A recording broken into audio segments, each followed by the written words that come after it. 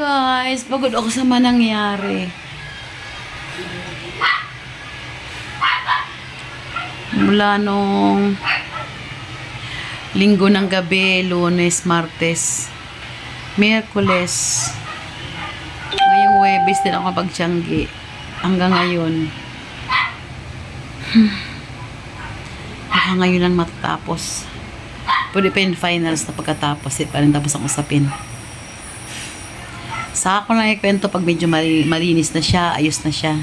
Hindi pa pwede sa ngayon. Pagod na pagod talaga ako. Kanina, tanghaling tapat. 10 o'clock, motor, may nilakad.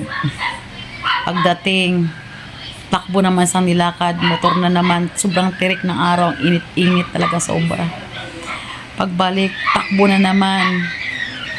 Balik na naman, 3 balik sa pinuntahan namin. Yung pangalawang balik medyo malayo, 1 oras kalahati, papunta pa lang doon, pabalik, nagmotor lang kami. Napakainis sobra. Pero dahil kailangan, dahil sa problema nga, wala magawa, talagang takbo ng takbo. Di ako nagtiyagi kanina, pero yun ang nagawa ko, takbo ng takbo, motor, ganyan, para matapos yung problema na yan. Hindi ko sila pwedeng pabayaan. Pamilya ko sila, kaya hindi ko pwede silang iwanan. Suporta talaga hanggang sa ano pa man, hanggat kaya ko, o suporta ako. Ngayon nga lang mukhang lumiwanag ang pagmumukha ko. Dahil parang na-final na yung mga decision. Yung pagtupad na lang nila sa usapin ang dapat matapos, wala na. Pagtungkol taga sa pamilya, ewan ko. Kahit na ilalabas ko sa kauli-hulihang kaya kong itulong ko sa pamilya ko. Yung mga gagawin ko nga ng mga pinamili ko nung Sabado, di ko pa nagagawa. Mga ripakin, yung mga pinamili kong candy sa grocery, hindi ko pa nalilista. Sabi ko sa hipag, di ko muna mailista yung mga pinamili ko ng mga paninda mo. Dahil busy pa ako sa pag-asikaso sa problema ng kapatid ko. Ngayon, yung mga ripakin ko rin sa paninda ko, di ko pa rin nagagawa. Di ko pa na-presyon yung mga bagong price ng mga pinamili ko.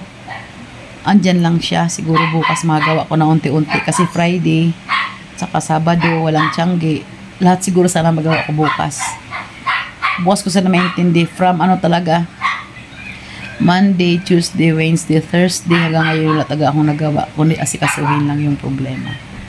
Salamat naman sa Diyos. Sana matapos na yan para tapos na ang kapaguran talaga. Ang pagod. May problema. Di ka makonsentrate sa trabaho, sa mga kailangang gagawin. Hindi naman sa direktang family ko ang involved. Pamangkin ko. Hindi ko pwedeng pabayaan talaga.